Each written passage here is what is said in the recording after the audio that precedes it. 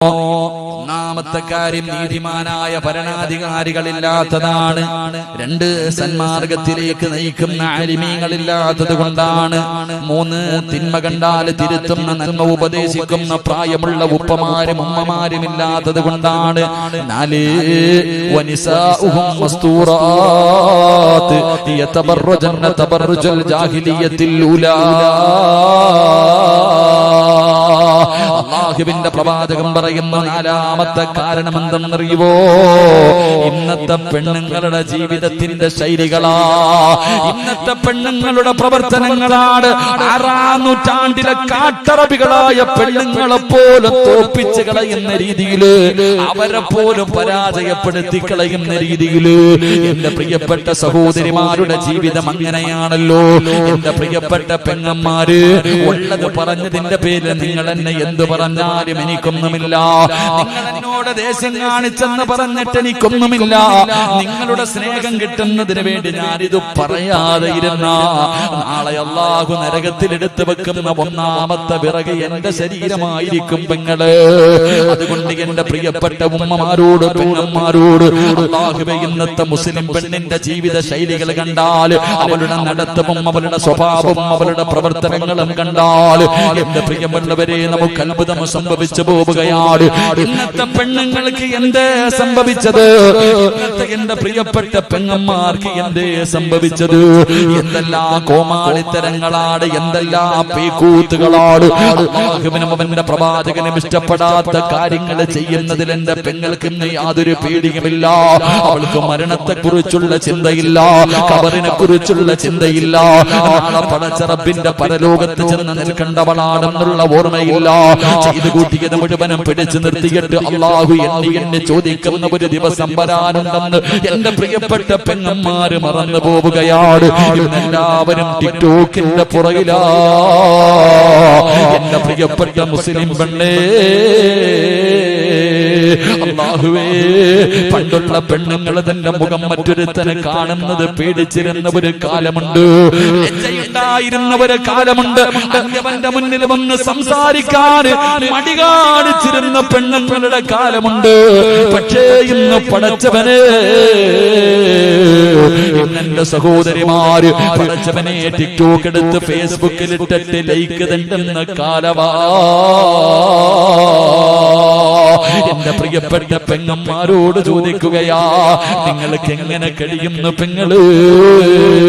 15ഉം 20ഉം വയസ്സുള്ള പെമ്മക്കള് പോകട്ടെ, 40 തികഞ്ഞ എന്റെ ഉമ്മമാര് പോലും ഇന്നതിന്റെ അടിമകളായി മാറിയിരിക്കുകയാണ്. പെങ്ങളെ, 15 വയസ്സുകാരിക്ക് പക്വതയെത്തിയില്ല. ഈ 40 തികഞ്ഞ കിളവിയായ നിനക്കിനി എന്ന് പക്വതയെത്താരാ? 40 തികഞ്ഞ ഉമ്മ 18 വയസ്സുകാരിയായ 20 വയസ്സുകാരിയായ മകളുടെ കൂടെ ടിക്ടോക്ക് നടത്തുന്നത് ഉമ്മയാണ്. അല്ലാഹുവേ, തന്റെ പൊന്നാര മക്കള് തോന്നിവാസം കാണിക്കുമ്പോ മൊബൈല് പിടിച്ചു കൊടുക്കുന്നത് ഉമ്മയാ. എന്റെ പ്രിയപ്പെട്ട സഹോദരിമാരോട് പറയുകയാ, എന്തിനാ മോള്, നിനക്ക് ഈ രാജ്യത്ത് എന്ത് ചെയ്യാനുമുള്ള സ്വാതന്ത്ര്യമുണ്ട്. കാരണം എന്നത് പറയുന്നവൻ അകത്ത് പോയി കിടക്കേണ്ട അവസ്ഥയാ. എന്റെ പ്രിയപ്പെട്ട പെങ്ങളോട് എനിക്കൊരപേക്ഷയേ ഉള്ളൂ, നീ എന്ത് വേണമെങ്കിലും ചെയ്തോളൂ, നീ എന്ത് വൃത്തികേട് വേണമെങ്കിലും കാണിച്ചോ. എന്തിനാ മോളെ ഫർദ ധരിക്കുന്നത്? എന്തിനാ മോളെ ഫർദ ധരിക്കുന്നത്? അതൊരു പുണ്യമായ വസ്ത്രമല്ലേ? അത് ആയിഷ ബീവി ധരിച്ചതല്ലേ? അത് ഖദീജ ബീവി ധരിച്ചതല്ലേ? അത് അല്ലാഹുവിന്റെ റസൂലിന്റെ കരളിന്റെ ഘട്ടമായ ഫാത്തിമ ബീവി ധരിച്ചതല്ലേ? ഒരുപാട് മഹദികൾ ധരിച്ച ഫർദയല്ലേ മോള്? എന്തിനാ അതിട്ടുകൊണ്ട് നീ ഈ പണി കാണിക്കുന്നത്? നിനക്കതൊന്ന് ഊരിയിട്ടുകൂടെ? എന്റെ പ്രിയപ്പെട്ട പെങ്ങന്മാര്, പടച്ചവനെ ഇന്ന് ആരെയും മറന്നുപോയി. അല്ലാഹുവിനെ മറന്നു, റസൂലുള്ളാഹിനെ മറന്നു, വാപ്പയെ മറന്നു, ഉമ്മയെ മറന്നു, ഗുരുനാഥനെ മറന്നു, എല്ലാവരെയും മറന്നു. ഏതെങ്കിലും ഒരു മരത്തിന്റെ ചുവട് കിട്ടിയാൽ എന്തിനെന്റെ പ്രിയമുള്ളവരെ ഇന്ന് വാഹനങ്ങളിൽ സഞ്ചരിക്കാൻ കഴിയുന്നില്ല, ട്രെയിനുകളിൽ യാത്ര ചെയ്യാൻ കഴിയുന്നില്ല. എന്റെ പ്രിയപ്പെട്ടവരെ എവിടെ നോക്കിയാൽ പഠിച്ചവരെ തന്റെ കണ്ണിന്റെ മുന്നിൽ ഉസ്താദന്മാരിയ്ക്കുന്നുണ്ട്, വാപ്പയുടെ പ്രായമുള്ളവരിയ്ക്കുന്നുണ്ട്, ഉമ്മയുടെ പ്രായമുള്ളവരിയ്ക്കുന്നുണ്ട്, തന്നെ പോലെ ചെറുപ്പക്കാരിയായ പെണ്ണുങ്ങളിരിക്കുന്നുണ്ട്. ഇതെല്ലാവരും മുന്നിലിരിക്കുമ്പോഴും അമുസ്ലിമായ കൂട്ടുകാരന്റെ മടിത്തട്ടിൽ കിടക്കുന്ന എന്റെ പ്രിയപ്പെട്ട പെങ്ങള് എങ്ങനെ കഴിയുന്നടി നിനക്കിങ്ങനെ കാണിക്കാറ്? ആരിരുന്നാലും നാണമില്ല.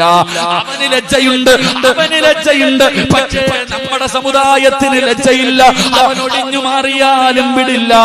അവന്റെ തോളിലൂടെ കൈയിട്ട് കൊണ്ട് ഉസ്താദന്മാരുടെ മുന്നിലിരുന്ന് സെൽഫി എടുക്കുന്ന പെണ്ണുങ്ങളുടെ കാലമാ. ഏതെങ്കിലും ഒരു മരത്തിന്റെ ചുവട് കിട്ടിയാൽ, ഏതെങ്കിലും ഒരു മരത്തിന്റെ ചുവട് കിട്ടിയാ അവിടെ ഇരുന്നു കൊണ്ട് റബ്ബേ തന്റെ വികാരം തീർക്കുന്ന പെണ്ണുങ്ങളുടെ കാലമാ. എന്റെ പ്രിയപ്പെട്ട സഹോദരിമാരോട് എനിക്ക് പറയാനുള്ളത്, എന്തിനും നിനക്ക് സ്വാതന്ത്ര്യമുണ്ട്. നിന്നെ ചോദിക്കാനും തടയാനും ആരുമില്ല. എന്ത് വേണമെങ്കിലും നിനക്ക് ചെയ്യാം. അതിനാ നിനക്കെതിരെ ആരെങ്കിലും പറഞ്ഞ അവനെ പിടിച്ചകത്തിടാനും ആളുണ്ട്, നിനക്ക് പ്രോത്സാഹനം തരാൻ ആളുണ്ട്, നിനക്ക് കൊടി പിടിക്കാൻ ആളുണ്ട്, നിന്നെ സഹായിക്കാൻ ആളുണ്ട്. പക്ഷേ ഇങ്ങനെ നടക്കുന്ന പെണ്ണുങ്ങളോട് എനിക്ക് പറയാറുള്ളത്, ഒരു ദിവസം നിനക്ക് വരുമ്പോ നീ ഇവരെ എല്ലാവരെയും വിളിക്കണം മോള്. ഇതെല്ലാം കഴിഞ്ഞിട്ട് ഇന്ന് നിന്റെ കൂടെ എല്ലാവരുമുണ്ട്. പക്ഷേ ഒരു ദിവസം നിന്റെ കണ്ണിന്റെ മുന്നിലേക്ക് മലക്കുൽ മൗത്ത് അസ്റായീൽ ഫകസഫിനാ അൻക ഇതാക ഫബസറുക അൽയൗമ ഹദീദ്. നിന്റെ കണ്ണിന്റെ മുന്നിലേക്ക് മലക്കുൽ മൗത്ത് അനുയായികളും ഇറങ്ങി വരും. അവർ പറയും കൊണ്ടുപോകാമെന്നതാടി, നിന്നെ റൂഹ് പിടിക്കാമെന്നതാണ്. വിളിക്ക് കൊടി പിടിച്ചവര്, പ്രോത്സാഹനം തന്നവര്, കൂടെ നടന്നവര്, സൈർ ചെയ്തവര്, നിനക്ക് ലൈക്ക് തന്നവര്, എല്ലാവരെയും വിളിക്കില്ല. പടച്ചവനെ ആ മരണത്തിന്റെ രംഗം ഇങ്ങനെ കടന്നു വരുമ്പോ അതാ അവരുകൾ പറയുന്നു, കല്ലാ ഇദാ ബലഗത്തി തറാഖിയ വകീല മൻ റാഖ വظن أنه الفراق والتفت الساق بالساق إلى ربك يومئذ المساق. മലക്കുകൾ പറയുന്ന ദിവസം ആര് വരുമടി നിന്നെ രക്ഷിക്കാൻ? ആ മരണത്തിൽ നിന്ന് രക്ഷിക്കാൻ ആരാ നിനക്ക് വരുന്നത്? ഇതെല്ലാം കഴിഞ്ഞിട്ട് നാളെ ഇന്നിങ്ങനെ നടക്കുമ്പോ അള്ള നിന്നെ ഇങ്ങനെ വെറുതെ വിട്ടിരിക്കുകയാണ്. ഓന്തോടിയാൽ എവിടെ വരെ ഓടും പെണ്ണ്, നീ പോയാൽ എവിടെ വരെ പോകുമടി? ഈ ഓട്ടത്തിനൊരവസാനമുണ്ട്. അള്ള പറയുകയാ, അള്ള പറയുകയാ, വത്തഖൂ യൗമൻ തുർജഊന ഫീഹി ഇലല്ലാഹ്. എവിടെ പോയാൽ ഒരു ദിവസം നീ എന്റെ മുന്നിൽ തിരിച്ചു വരുമടി. നീ എവിടെ പോയാൽ നാളെ എന്റെ മുന്നിൽ വന്ന് നിൽക്കുന്ന ഒരു ദിവസം നിനക്ക് വരാനുണ്ട്. അതുകൊണ്ട് പെങ്ങളോട് പറയുകയാ, ഇന്നെല്ലാ ഫ്രണ്ട്ഷിപ്പാണ്. ഇവന്റെ കയ്യിൽ പിടിച്ചാലും കുറ്റം പറയാ പാടില്ല.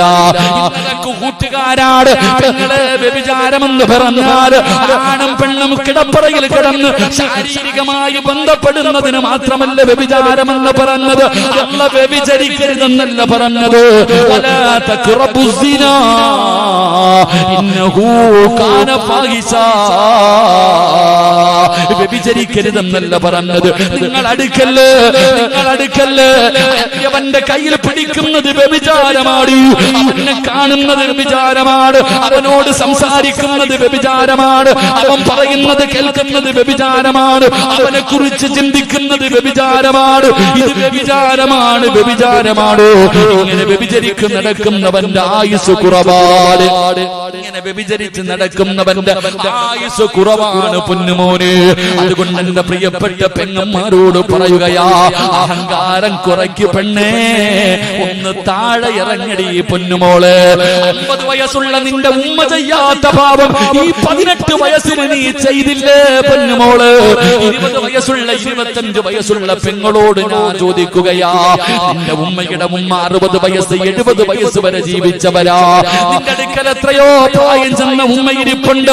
ആ ഉമ്മ 60 കൊല്ലം കൊണ്ട് ചെയ്യാത്ത പാപം മോളെ നിന്റെ ഈ ചെറിയ പ്രായത്തിൽ ചെയ്ത് കളഞ്ഞില്ലേടി. ഇനിയെങ്കിലും നിനക്കൊന്ന് നന്നായി കൂടെ, ഇനിയെങ്കിലും ഇതെല്ലാം ഒന്ന് നിർത്തിക്കൂടെ. എന്റെ യുവത്വത്തോട് എനിക്ക് പറയാറുള്ളത്, എന്റെ പെങ്ങന്മാരോട് എനിക്ക് പറയാറുള്ളത്, അല്ലാഹുവിന്റെ പ്രവാചകന് 3 വിഭാഗം പെണ്ണുങ്ങളെ ശപിച്ചിരിക്കുകയാ.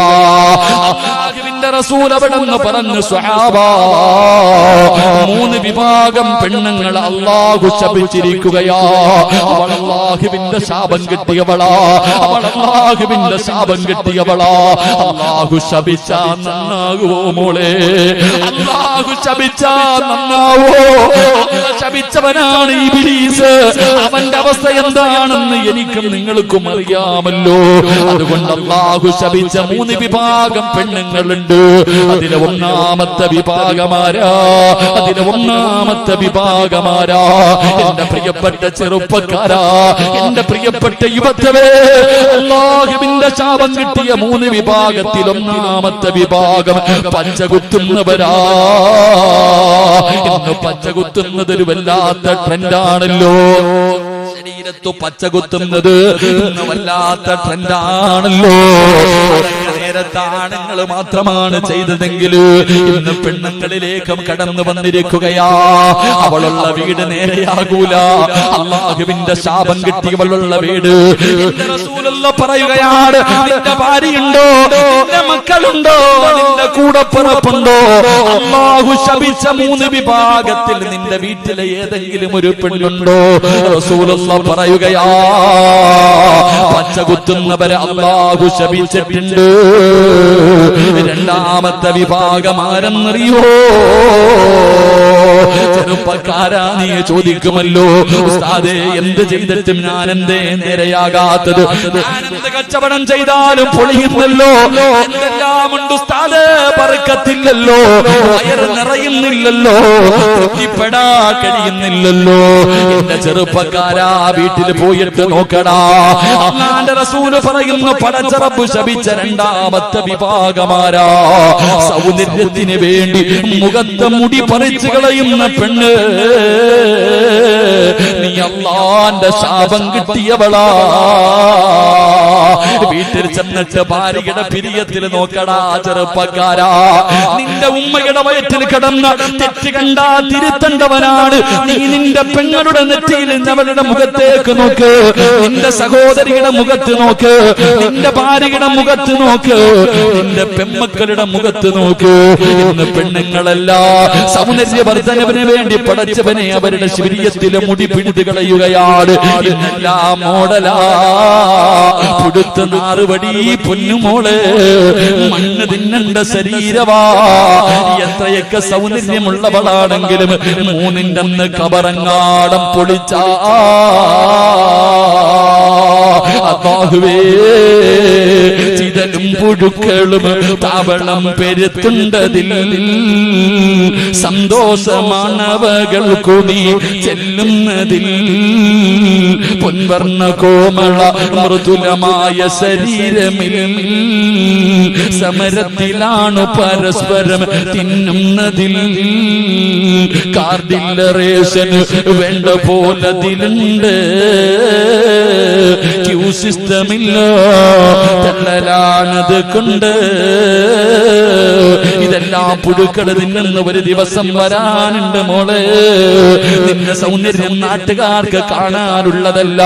നിന്റെ സൗന്ദര്യം നിന്റെ ഭർത്താവിന് ആസ്വദിക്കാനുള്ളതാ.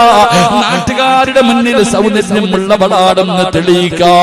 തന്റെ മുഖത്തിലെയും തന്റെ പെരിയത്തിലെയും മുടി പിഴുതു കളയുന്ന ഉമ്മമാരെ,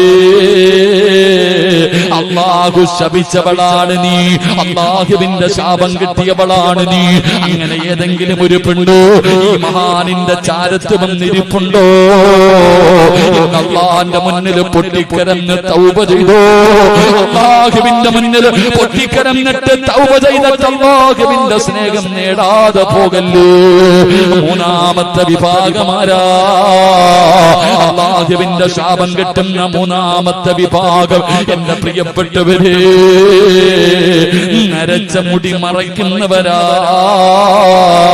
പടച്ചവനെ ഇന്ന് പ്രായം മറയ്ക്കാതെ, ഇന്ന് പ്രായം മറയ്ക്കാ പടച്ചവനെ നരച്ച മുടിയുടെ മുന്നില് എന്റെ പ്രിയപ്പെട്ടവരെ കറുത്ത പെയിന്റടിച്ചിട്ട് നടക്കുന്ന ചെറുപ്പക്കാരാ, എന്റെ പ്രിയപ്പെട്ട പെങ്ങന്മാരെ, അല്ലാഹുവിന്റെ റസൂൽ അവിടെന്ന് പറയുകയാ, നീ ശാപം കിട്ടിയവളാണ്, പടച്ച റബ്ബിന്റെ ശാപം കിട്ടിയവളാണ്. അതുകൊണ്ട് എന്റെ പ്രിയപ്പെട്ട മാതാപിതാക്കളോട് പറയുകയാണ്, ഈ പറയുന്ന മൂന്ന് വിഭാഗം പെണ്ണുങ്ങൾ നിന്റെ വീട്ടിലുണ്ടോ? അവർ അല്ലാഹുവിന്റെ ശാപം വാങ്ങുന്നവരാ. അതുകൊണ്ട് എന്റെ പ്രിയപ്പെട്ട സഹോദരിമാരോട്, എന്റെ പെങ്ങന്മാരോട് എനിക്ക് പറയാനുള്ളത്, നിങ്ങൾ പടച്ചവനെ ഭയന്ന് ജീവിക്കൂ. അല്ലാഹുവിനെ മറന്നു പോകല്ലേ, വന്ന വഴി മറന്നു പോകല്ലേ. നിങ്ങളെ എല്ലാ പാവങ്ങളും കെടികളാ. ഇടയ്ക്കിടയ്ക്ക് നോവല് വായിക്കുന്നതൊക്കെ എടുത്ത് മാറ്റൂ. എന്തിനാ സിനിമാ താരങ്ങളെ കണ്ടുപിടിക്കുന്നത്, സീരിയൽ നടിമാരെ കണ്ടുപിടിക്കുന്നത്, മോഡലുകളുടെ ചരിത്രം വായിക്കുന്നത്?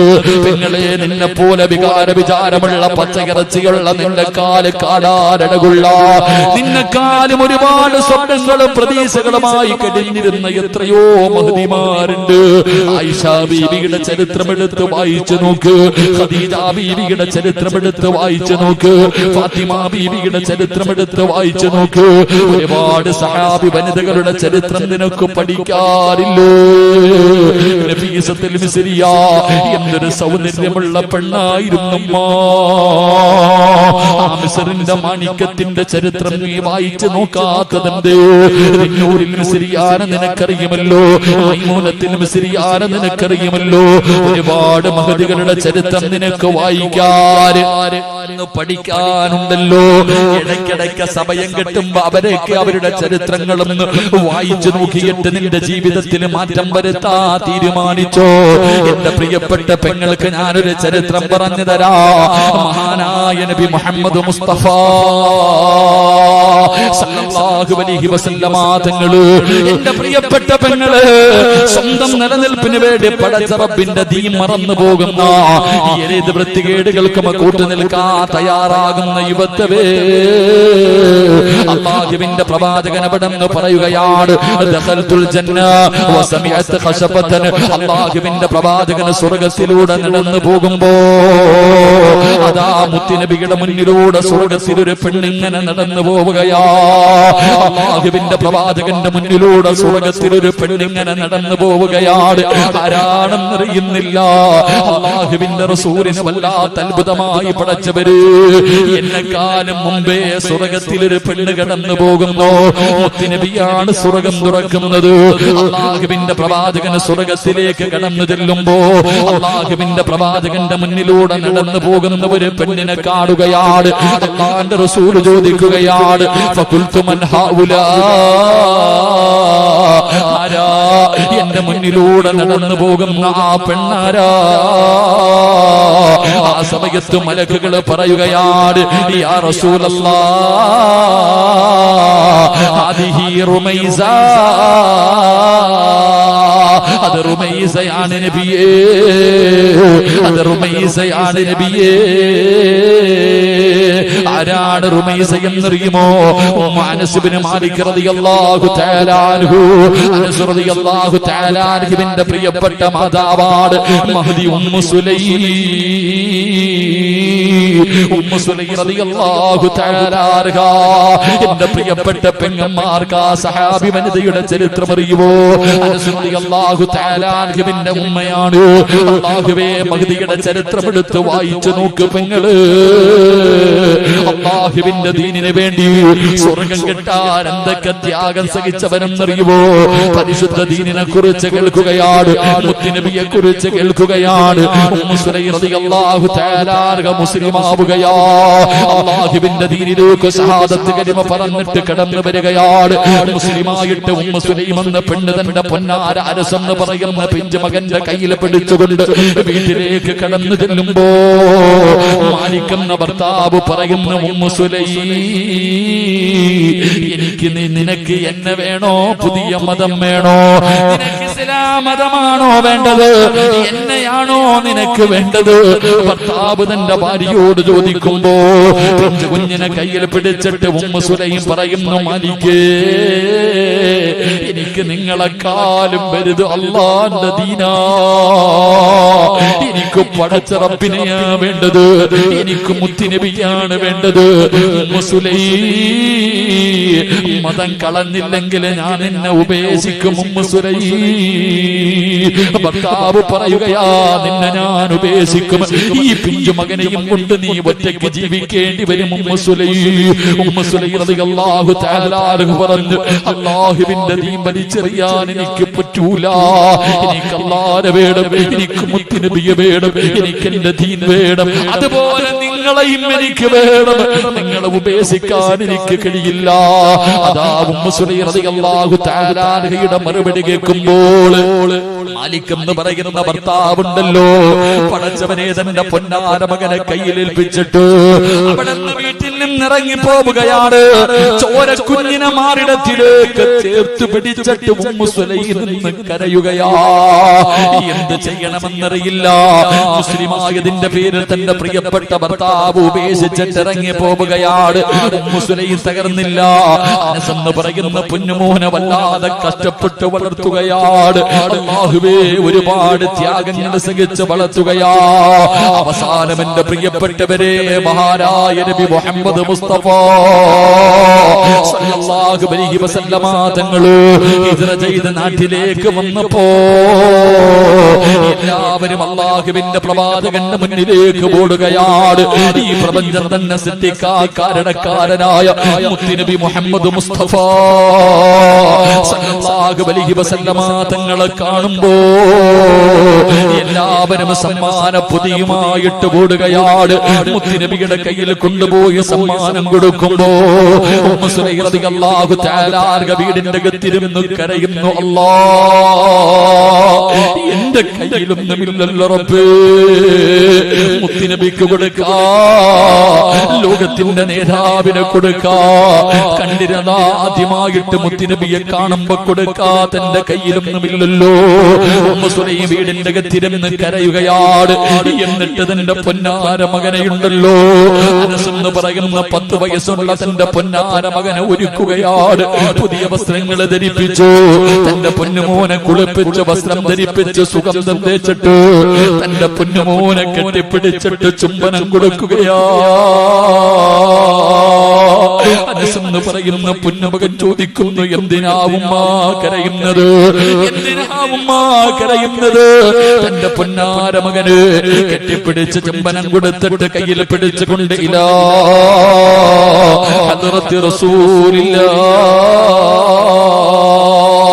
അല്ലാഹുവിന്റെ പ്രവാചകന്റെ ചാരത്തേക്ക് ഉമ്മു സുലൈം കടന്നു പോവുകയാണ്. അല്ലാഹുവിന്റെ പ്രവാചകന്റെ മുന്നിലേക്ക് കടന്നു ചെന്നിട്ട് അവിടെ നിന്ന് പറയുന്നു, നബിയേ, യാ റസൂലല്ലാഹ്, അല്ലാഹുവിന്റെ റസൂലേ, എല്ലാവരും അങ്ങേക്ക് സമ്മാനം കൊണ്ടുവന്ന് തരുന്നുണ്ട്. വിലപിടിപ്പുള്ള സമ്മാനങ്ങള് എല്ലാവരും അങ്ങയുടെ കയ്യിൽ കൊണ്ടുവന്ന് തരുന്നുണ്ട്. എന്റെ കയ്യിൽ തരാനൊന്നുമില്ല നബിയേ, ഞാൻ പാവപ്പെട്ടവളാ, എന്റെ കയ്യിൽ തരാനൊന്നുമില്ല നബിയേ. എനിക്ക് ലോകത്തിലെ ഏറ്റവും ഇഷ്ടം അല്ലാഹുവും അവന്റെ പ്രവാചകനും കഴിഞ്ഞാൽ എനിക്കിന്ന് ലോകത്തിൽ ഏറ്റവും ഇഷ്ടപ്പെട്ടത് എന്റെ പൊന്നുമകൻ അനസിനെയാണ് നബിയേ. എനിക്ക് ഏറ്റവും ഇഷ്ടപ്പെട്ടത് എന്റെ 10 വയസ്സുള്ള പൊന്നുമോനെയാ. അങ്ങയുടെ കയ്യിൽ തരാൻ എന്റെ കയ്യിലൊന്നുമില്ല. 10 വയസ്സുകാരനായ അനസ് എന്ന് പറയുന്ന പൊന്നുമോനെ മുത്തുനബിയുടെ കയ്യിൽ കൊടുത്തിട്ട് പറയുന്നു, യാ റസൂലല്ലാഹ്, ഇവനെ എടുത്തോ നബിയേ, എന്റെ പൊന്നുമോനെ എടുത്തോ നബിയേ. അങ്ങയുടെ ചെരുപ്പെടുത്ത് തരാൻ, അങ്ങക്ക് വെള്ളമെടുത്ത് തരാൻ, അങ്ങക്കൊരു സാധ്യമായിട്ട് എന്റെ പൊന്നുമകനെ എടുത്തോ നബിയേ. അനസ് എന്ന് പറയുന്ന 10 വയസ്സുള്ള 9.5 മാസക്കാലം ഗർഭം ചുമന്ന് മരണവേദനയുടെ വേദനയെന്ന് പ്രസവിച്ച തന്റെ പൊന്നാര 10 വയസ്സുള്ള മകന് അല്ലാഹുവിന്റെ റസൂലിന്റെ കയ്യിലേക്ക് വെച്ച് കൊടുത്തിട്ട് ഈ ഉമ്മ പറഞ്ഞതെന്തെന്നറിയുവോ മോനെ അനസ്, നാളെ അല്ലാഹുവിന്റെ പരലോകത്ത് വെച്ച് കാണുമ്പോ ഈ ഉമ്മാനെ നീ കയ്യിൽ പിടിച്ച് സ്വർഗത്തിൽ കൊണ്ടുപോകണേ അനസ്, എന്നെ നീ സ്വർഗത്തിൽ കൊണ്ടുപോകണേ അനസ്. അല്ലാഹുവിന്റെ റസൂലിന്റെ കയ്യിലേക്ക് തന്റെ പൊന്നുമകന്റെ കൈ പിടിച്ച് കൊടുത്തെന്ന് ചരിത്രം പറയുമ്പോ അല്ലാഹു ഇഷ്ടപ്പെട്ട ഒരു മഹാനിന്റെ ചാരത്ത് കടന്നു വന്ന എന്റെ പ്രിയപ്പെട്ട ഉമ്മ പെങ്ങന്മാരോട് ചോദിക്കുകയാ, ആ ഉമ്മ സുലൈം കിടക്കുന്ന സ്വർഗമുണ്ടല്ലോ, ആ സ്വർഗത്തിൽ കിടക്കുന്നത് പോയിട്ട്, ആ സ്വർഗം ചോദിക്കുന്നത് പോയിട്ട്, ആ സ്വർഗമെന്ന് കാണുന്നത് പോയിട്ട്, ആ സ്വർഗത്തിന്റെ പരിമളം 500 വർഷത്തെ വടിദൂരം വരെ അടിച്ചു വീശുമ്പണ്ട്. അന്ന് ശ്വസിക്കാ, അതൊന്ന് ശ്വസിക്കാ നമുക്ക് അർഹതയുണ്ടോ പെങ്ങള്? അതുകൊണ്ട് എന്റെ പെങ്ങളോട് പറയുകയാ, അഹങ്കാരമൊക്കെ മാറ്റുമോളെ, എപ്പോഴെവിടെ വെച്ചാണ് മരണം വരുന്നതെന്നറിയില്ല. അതുകൊണ്ട് എന്റെ പ്രിയപ്പെട്ടവരോട് എനിക്ക് പറയാറുള്ളത് ഞാൻ നിർത്തുകയാണ്. ഇന്നലെ കണ്ടവനെ എന്ന് കാണാത്ത ദുനിയാവാ. നമുക്കൊക്കെ ഒരു ചിന്തയുണ്ട്, നമുക്കൊന്നും രോഗമില്ലല്ലോ, ക്യാൻസർ ഇല്ലല്ലോ, ട്യൂമർ ഇല്ലല്ലോ, കിഡ്നി തകർന്നിട്ടില്ലല്ലോ, എനിക്ക് പ്രായമായില്ലല്ലോ, ഞാനിപ്പോഴെങ്ങും മരിക്കൂല, ഇനിയും ഒരുപാട് കാലം ജീവിക്കുമെന്ന ഒരു ധാരണ നമുക്കുണ്ട് മുസ്ലിമേ. എങ്കിലാരാ പറഞ്ഞത്, എങ്കിലാരാ പറഞ്ഞത്, തുഅമ്മീലു ഫിദ്ദുനിയാ തവീലൻ വലാ തദ്രീ إلى جنة ليل هل تحيسوا إلى الفجر وكم من صحيح مات من غير علة وكم من مريض عاش دهرا لا تجري. കവി എവിടെന്ന് ചോദിക്കുകയാണ്, കവി എവിടെന്ന് ചോദിക്കുകയാ. നമ്മുടെ ചില പ്രവർത്തനങ്ങളും നടത്തവും നമ്മുടെ ജീവിതവും കണ്ടാ ഒരിക്കലും മരിക്കാത്തവനെ പോലെ ഇങ്ങനെ നടക്കുന്നവരോട് കവി ചോദിക്കുകയാ, ഇലാ ജന്ന ലൈലുൻ ഹൽ തഈസു ഇലൽ ഫജ്രി. രാവിലെ സലാം പറഞ്ഞിട്ട് ജോലിക്ക് പോയ നിന്റെ വാപ്പ എവിടെ പോയടാ? രാവിലെ ജോലിക്ക് പോകുവാണെന്ന് പറഞ്ഞ് കെട്ടിപ്പിടിച്ച് ചുംബനം തന്നിട്ട് ജോലിക്ക് പോയ നിന്റെ വാപ്പ എവിടെ പോയി? രാവിലെ പാതിരാത്രി ഭക്ഷണം കഴിച്ച് ഉമ്മയുടെ കൂടെ കിടപ്പറയിലേക്ക് കടന്ന നിന്റെ വാപ്പ എവിടെ? നിന്റെ ഉമ്മ എവിടെ? രാവിലെ പോയവർ വൈകുന്നേരം തികച്ചില്ല, വൈകുന്നേരത്തെ കടന്നവര് രാവിലെ എഴുന്നേറ്റില്ല. കണ്ടില്ലേടാ കൊണ്ടുപോയത്? മൂക്കിന്റെ ദ്വാരം പഞ്ഞി കൊണ്ടടയ്ക്കുന്നേ, കാണേണ്ടവർ കണ്ടോ ഇതാ പൊതിയുന്നേ. മയ്യത്തുകട്ടിൽ തോളിലേക്കുയരുന്നേ, പുരയ്ക്കുള്ളിലപ്പോൾ രോദനം ഉയരുന്നേ. അരുമക്കിടാങ്ങൾ വാപ്പയെ വിളിക്കുന്നേ, അതിനുത്തരം നൽകാതെ നീ കിടക്കുന്നേ. വെള്ള തുണിയിലേക്ക് കുളിപ്പിച്ചിട്ട് നിന്റെ വാപ്പാനെ കൊണ്ടുകിടത്തി, നിന്റെ ഉമ്മാനെ കൊണ്ടുകിടത്തി, നിന്റെ കുടുംബത്തിലെ പലരെയും കൊണ്ടുകിടത്തി, മൂക്കിന്റെ താരത്ത് പഞ്ഞിയെടുത്ത് വെച്ചു, ചെവിയിലും വായിലും കണ്ണിലുമെല്ലാം പഞ്ഞിയെടുത്ത് വെച്ച് 3 കഷ്ടം വെള്ള തുണിയെടുത്ത് പൊതിഞ്ഞിട്ട് അതാ തലയിലും കാലിലും തുണിയങ്ങ് ചുരുട്ടിയിട്ട് 3 കെട്ട് കെട്ടിയിട്ട് പള്ളിയിൽ നിന്ന് കൊണ്ടുവന്ന മയ്യത്ത് കെട്ടിനകത്ത് എടുത്തു വെച്ച് 6 പേര് ചുമന്നുകൊണ്ട് പള്ളിപ്പറമ്പിൽ കൊണ്ടുപോയി കുടിച്ചിട്ടില്ലേടാ? എന്തേ ചിന്തിക്കാത്തത്? നീ വിചാരിച്ചോ ക്യാൻസർ ഉണ്ടെങ്കിലേ മരിക്കുമെന്ന്, ട്യൂമർ വന്നാലേ മരിക്കുമെന്ന് നീ കരുതിയെങ്കിൽ ഇല്ലടാ. വകമ്മിൻ സ്വഹീഹിൻ മാത മിൻ ഗൈരി ഇല്ലത്തി, ഒരു രോഗവുമില്ലാത്തവർ പെട്ടെന്ന് വീണും മരിച്ചു പോകുന്നടാ ചെറുപ്പക്കാരാ. കഴിഞ്ഞ ഞായറാഴ്ച ദിവസം ചങ്ങനാശ്ശേരിയിലെ റബ്ബേ 28-ാം തീയതി 27-ാം തീയതി ചങ്ങനാശ്ശേരിയിലെ മക്കാമിൽ കിടക്കുന്ന കറുത്ത തങ്ങളുടെ ആണ്ട് നേർച്ചയായിരുന്നു. എന്റെ പ്രിയപ്പെട്ടവരെ, എന്റെ മഹല്ലില്, ഞാൻ ജോലി ചെയ്യുന്ന മഹല്ലില് അതാ 18 വയസ്സുള്ള ചെറുപ്പക്കാരൻ പടച്ചവനെ ഗൾഫിൽ നിന്ന് വന്നതാണ്, ഗൾഫിൽ നിന്ന് വന്നതാണ്. തന്റെ പൊന്നാര മകനെ കൊണ്ടുവന്ന് വിട്ടിട്ട് വാപ്പ അങ്ങോട്ട് പോയതേ ഉള്ളൂ. ഒരു ദിവസമേ കഴിഞ്ഞുള്ളൂ. 18 വയസ്സുള്ള പൊന്നുമോ ഭക്ഷണം കഴിഞ്ഞിട്ട് കിടന്നതാ. സുബഹിക്ക് എഴുന്നേറ്റില്ല മോനെ. ചെന്ന് നോക്കുമ്പോ അവന്റെ ശരീരം തണുത്ത് വിറച്ചിരിക്കുകയാ. അവന് ക്യാൻസർ ഇല്ല, അവന് ട്യൂമർ ഇല്ല, ഒരു മാരക രോഗവുമില്ല. അവൻ അറ്റാക്ക് ഉണ്ടാകാ, കൊളസ്ട്രോൾ ഇല്ല, ബ്ലോക്ക് വന്നിട്ടില്ല.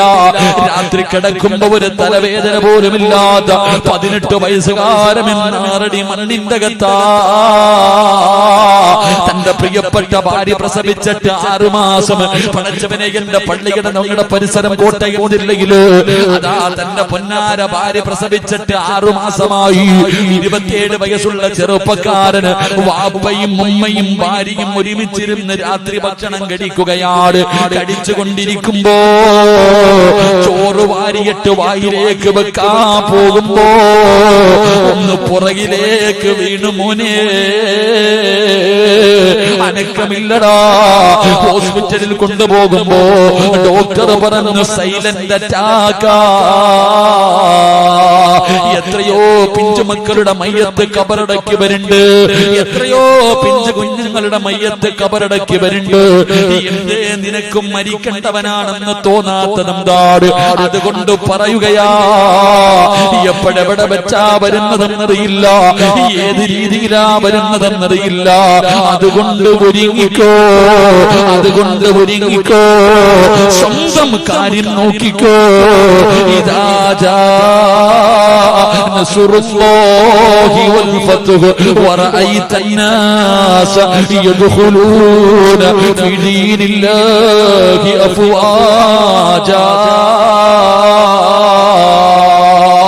فسبح بحمد ربك واستغفره إنه كان توابا. ഇത് മുത്തുനബിയുടെ മരണമെടുത്തു എന്ന് അല്ലാഹുവിന്റെ റസൂലിന്റെ മുന്നിൽ ജിബ്രീൽ വന്നറിയിച്ച 1ാമത്തെ അടയാളമാ. അതുകൊണ്ട് എനിക്കും നിങ്ങളോട്, എന്റെ നഫ്സിനോടും നിങ്ങളോടും എനിക്ക് പറയാറുള്ളത്, സമയമായി, ഈ ലോകം തകരാ സമയമായി. അതിന്റെ അഹങ്കാരമാ കാണുന്നത്. അല്ലാഹുവേ, അതിന്റെ മുമ്പുള്ള പ്രവർത്തനങ്ങളാ കണ്ടുകൊണ്ടിരിക്കുന്നത്. ഇതെല്ലാം ഇടിഞ്ഞു വീഴാറായി. വേണമെങ്കിൽ ഒരുങ്ങിക്കോ, വേണമെങ്കിൽ നന്നായിക്കോ, വേണമെങ്കിൽ പടച്ച റബ്ബിന്റെ സ്നേഹം പിടിച്ചു പറ്റിക്കോ, എന്നിട്ട് രക്ഷപ്പെടാൻ നോക്കിക്കോ. അതുകൊണ്ട് ഫസബ്ബിഹു ബിഹംദി റബ്ബിക, അല്ലാഹുവിലേക്കടുത്തോ, അല്ലാഹുവിലേക്കടുത്തോ. പടച്ച റബ്ബിന്റെ സ്നേഹം വാങ്ങി വെച്ചോ. ഇസ്തിഗ്ഫാറുകൾ അധികമായിട്ട് പറഞ്ഞോ. മരണത്തിന് വേണ്ടി ഒരുങ്ങിക്കോ. അതുകൊണ്ട് എന്റെ പ്രിയപ്പെട്ട പെങ്ങള്, ഭൂമിയിൽ ദുരന്തമുണ്ടാകാൻ ഉണ്ടാകാനുള്ള നാലാമത്തെ കാരണം എന്തെന്നറിയോ? എന്റെ പ്രിയപ്പെട്ട പെങ്ങന്മാരെ, എല്ലാ പെണ്ണുങ്ങളെയും ഞാൻ കുറ്റപ്പെടുത്തുന്നില്ല, ഞാൻ നിങ്ങളെ ആക്ഷേപിക്കുന്നില്ല. കാരണം നിങ്ങളുടെ കാലിന്റെ ചുവട്ടിലാ സ്വർഗം കിടക്കുന്നത്, ഉമ്മാന്റെ കാൽ ചുവട്ടിലല്ലേ സ്വർഗം കിടക്കുന്നത്. അതുകൊണ്ട് എന്റെ ഉമ്മ പെങ്ങന്മാരെ ഞാൻ അവഹേളിക്കുന്നില്ല, നിങ്ങളെ കുറ്റപ്പെടുത്തുന്നില്ല. പക്ഷേ നിങ്ങളിലെ ചില പെണ്ണുങ്ങളുണ്ടല്ലോ, അവർ 6-ാം നൂറ്റാണ്ടിൽ ജീവിച്ചിരുന്ന കാട്ടറബികളുടെ കാലത്ത് ജീവിച്ചിരുന്ന പെണ്ണുങ്ങളെക്കാലം തരതാഴ്ന്ന ജീവിതമാ. ഇരുണ്ട യുഗമെന്ന് വിളിക്കുന്ന ഡാർക്ക് ഏജിലെ പെണ്ണുങ്ങളെക്കാല് കഷ്ടവാ. ആ കാലമാണ് മോള് ദുരന്തങ്ങൾ വലിച്ചു വെക്കുന്നതെന്ന് ചരിത്രം പറയുമ്പോ എന്റെ പ്രിയപ്പെട്ടവരെ ഒരുങ്ങിക്കോ. അല്ലാഹുവേ, കരുണക്കടലായ നിന്റെ നിന്റെ അദാബുകളെ തൊട്ട്, നിന്റെ ദുരന്തങ്ങളെ തൊട്ട് നീ ഞങ്ങളെ കാക്കണേ അല്ലാ, നീ ഞങ്ങളെ കാത്തിരക്ഷിക്കണേ അല്ലാ. പടച്ചവന് ഞങ്ങളുടെ നാടുകള് പ്രകൃതി ദുരന്തങ്ങളെ തൊട്ട് നീ കാത്തിരക്ഷിക്കണേ റബ്ബേ. ഈ സദസ് അതിനൊരു സബബാക്കണേ അല്ലാ. അല്ലാഹു നമ്മളെ എല്ലാവരെയും കാത്തിരക്ഷിക്കുമാറാകട്ടെ, നമ്മുടെ നാടുകളെയും അല്ലാഹു കാത്തിരക്ഷിക്കുമാറാകട്ടെ. എന്റെ പ്രിയമുള്ളവരെ, ദുരന്തങ്ങൾ ഉണ്ടാകാനുള്ള കാരണങ്ങൾ ഈ 4 കാരണങ്ങളാണ്. അല്ലാഹു പഠിക്കാനും മനസ്സിലാക്കാനും അല്ലാഹു ഭാഗ്യം നൽകുമാറാകട്ടെ.